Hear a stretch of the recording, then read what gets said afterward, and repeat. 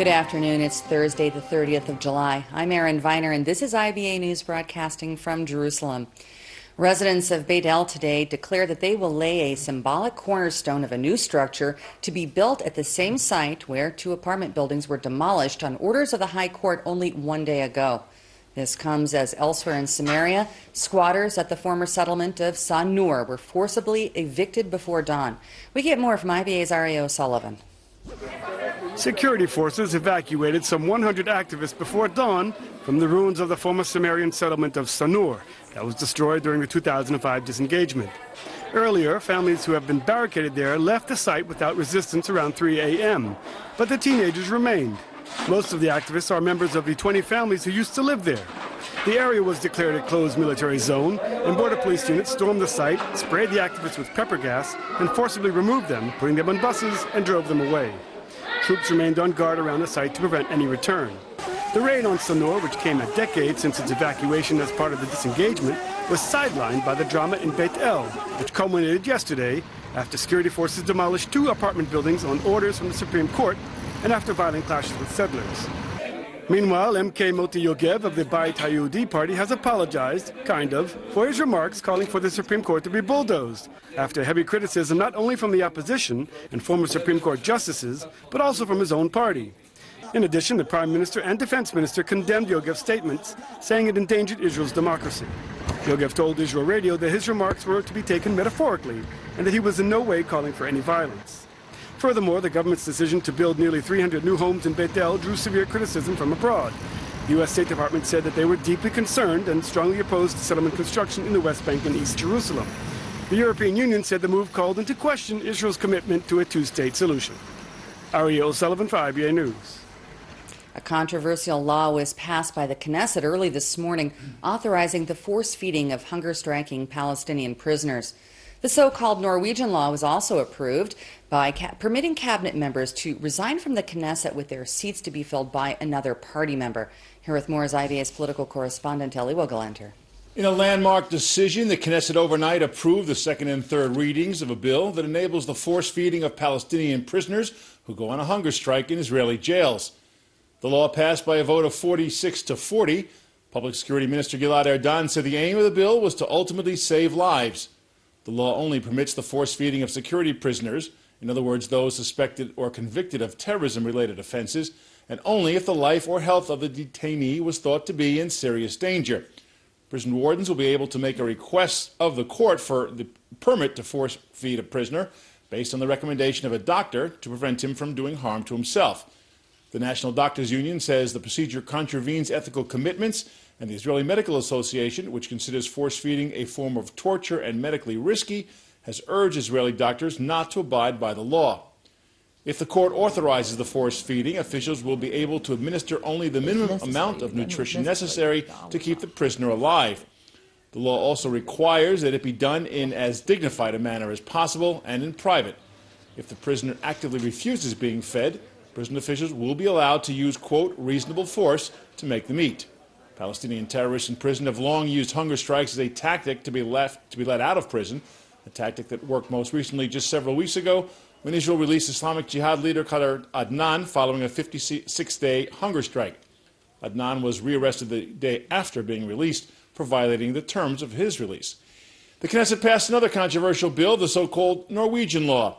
It grants ministers and deputy ministers the option to quit their Knesset positions and concentrate solely on their ministerial jobs, which also opens up places in the Knesset for other party members.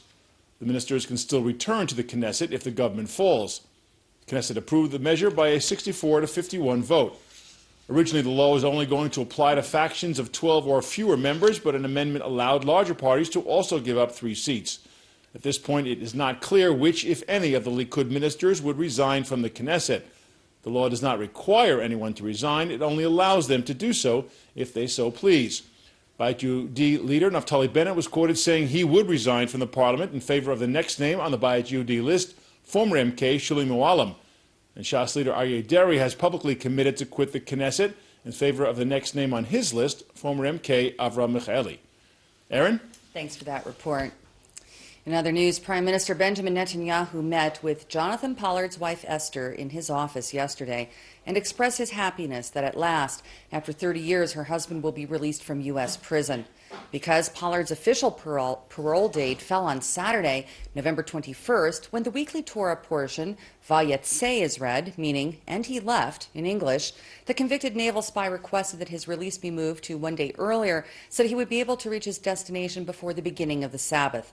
The Parole Commission has mandated that the 60-year-old remain in the United States for 5 years and reportedly be restricted to a specific area. Pollard's attorney, Elliot Lauer, says that an accommodation has already been secured for him in New York, where he will be required to regularly report to parole officers. The attorney also announced his client's intention to request authorization to travel to Israel, where he also holds citizenship, to be with his wife, who lives in Jerusalem. That Hashem, with thanks to God Almighty, my beloved husband, Jonathan Pollard,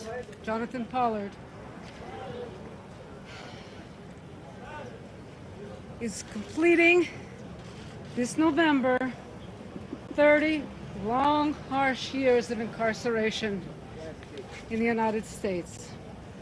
Jonathan has served his time right down to the very last day, to the very last minute.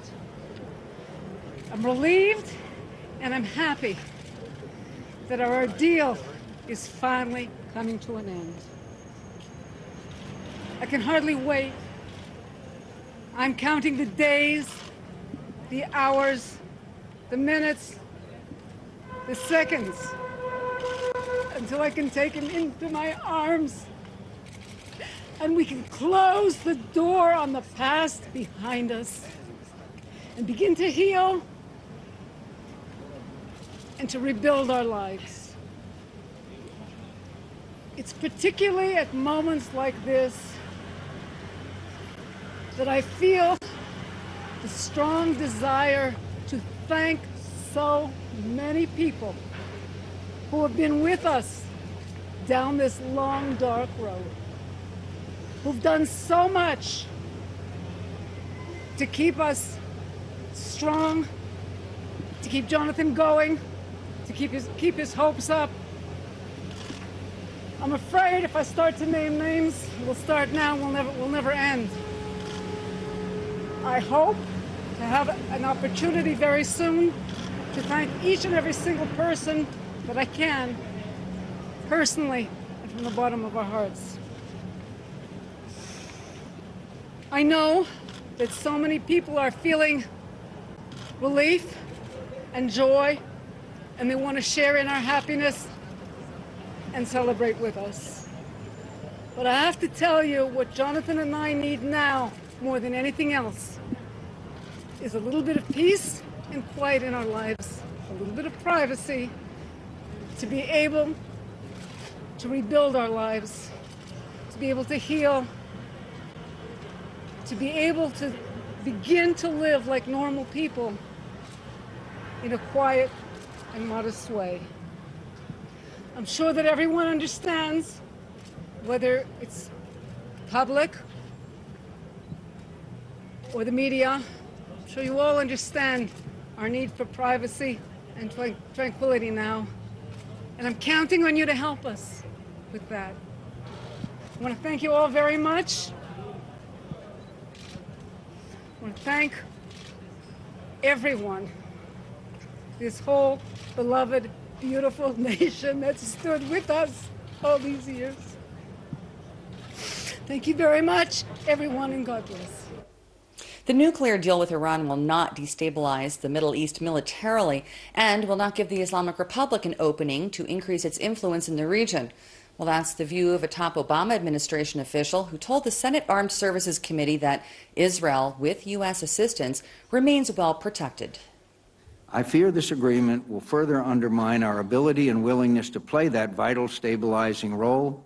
Our allies and partners in the Middle East have increasingly come to believe that America is withdrawing from the region and doing so at a time when Iran is aggressively seeking to advance its hegemonic ambitions.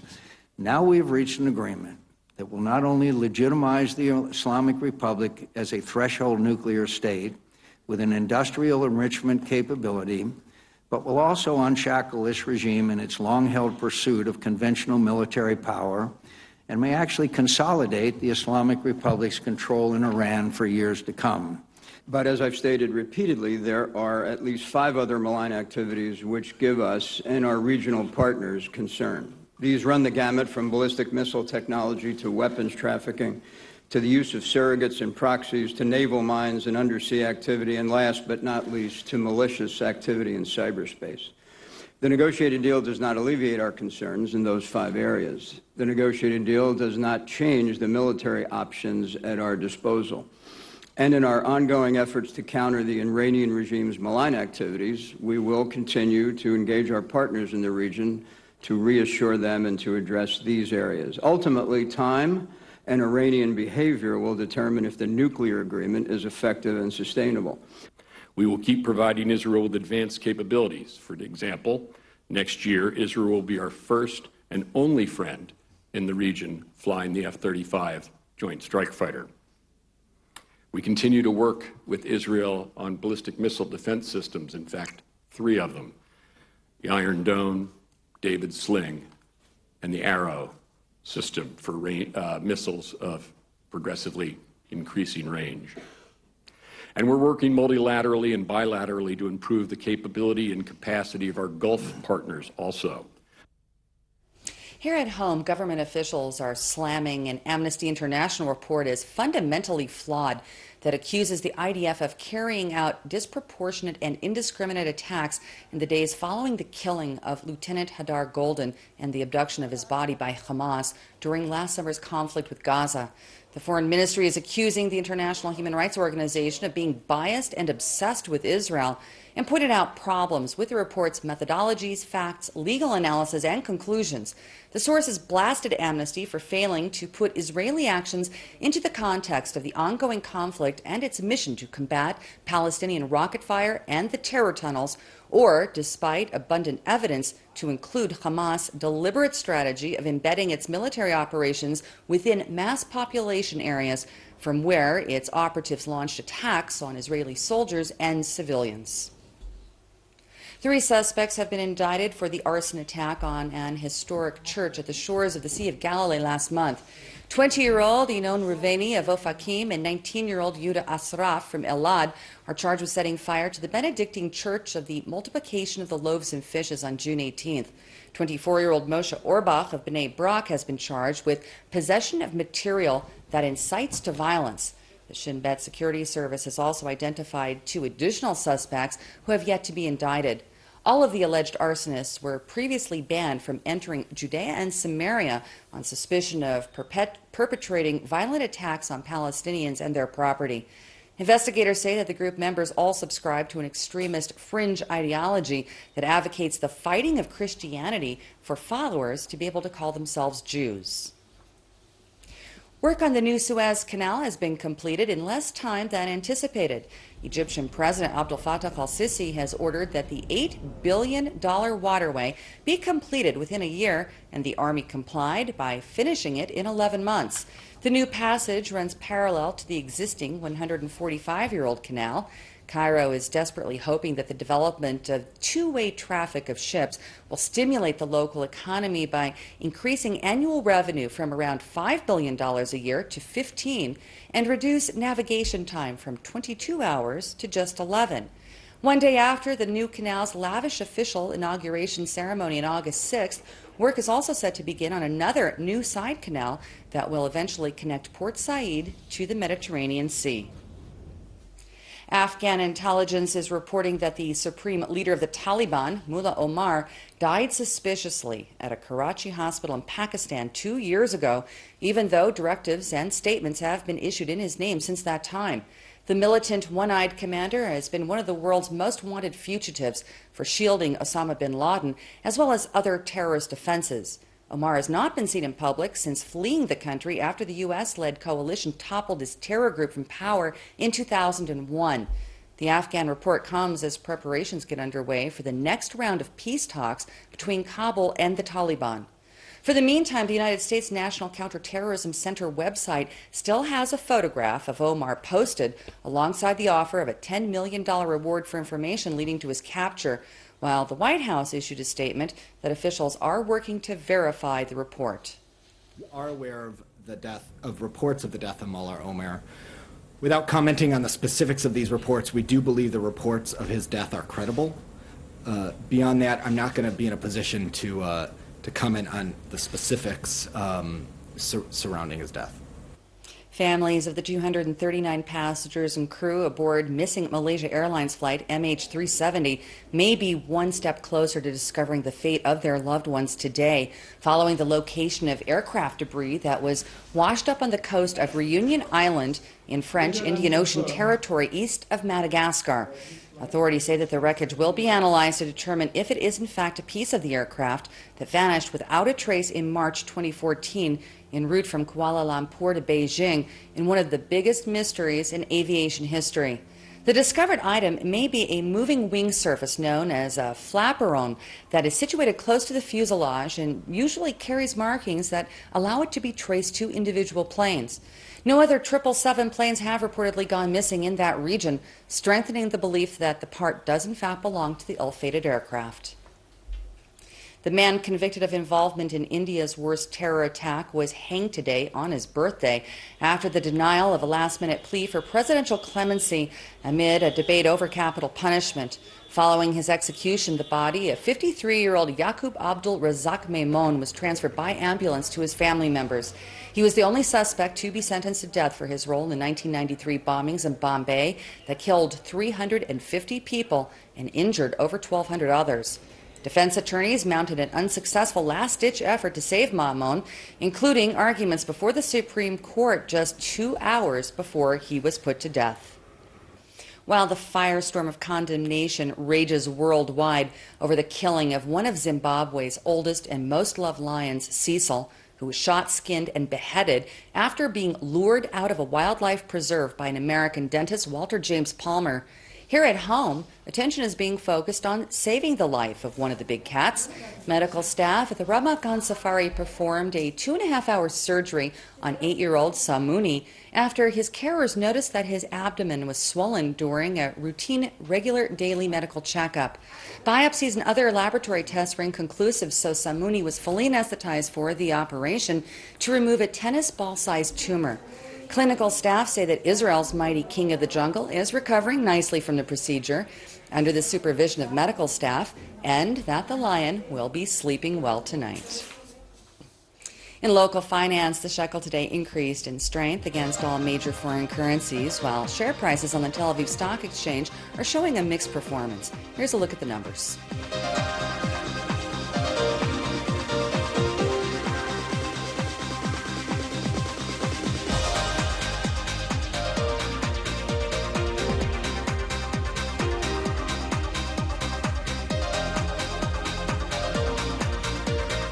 Well, if you felt the earth move under your feet this morning, it's because there was a mild earthquake that was felt throughout the country. The epicenter was at the Dead Sea. The tremor measured 4.4 on the Richter scale and hit at 5:39 a.m., according to the Israel Geophysical Institute, which monitors seismic activity. There were no reports of injury or damage. The IBA weather team tells us to get ready for a steamy weekend, starting with another rise in temperatures and muggy conditions along the coast tomorrow. Here's the forecast at home and abroad over the next 24 hours.